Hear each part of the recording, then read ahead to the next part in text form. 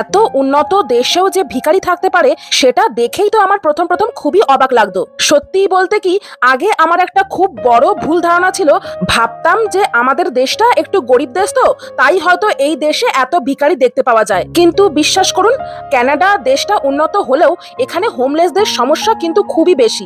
বাইরে তো এখানে বিশাল ঠান্ডা, তার উপরে আবার স্নো পড়ে, সেই জন্যই এই প্ল্যাটফর্মগুলোর ভেতরে যেহেতু হিটার চলে, তাই এরা বিশেষ করে এই শীতকালেই এই রকম জায়গাগুলোতে আশ্রয় নেয়। শীতকালে নয়, গরমের সময় যখন এখানকার মলগুলোতে বাজার করতে যেতাম, দেখতাম মলের বাইরে প্রায় দাঁড়িয়ে থাকতো এই হোমলেসরা, মানে ভিখারিরা। যারা মলের ভেতর ঢুকতো বা বের হতো, তাদেরকে দেখলেই শুধু বলতো, please give me some dollar, God blessed you, এইসব। সরকারি হিসাব অনুযায়ী নাকি এই দেশে প্রতি বছরই 2 লাখেরও বেশি মানুষ কোনো না কোনো সময়ে গৃহহীনতার মুখোমুখি হন। এই দেশে এত বাড়ি ভাড়া বেশি, তার উপরে আবার চাকরি চলে যাওয়া, এইগুলোই হচ্ছে এর প্রধান কারণ।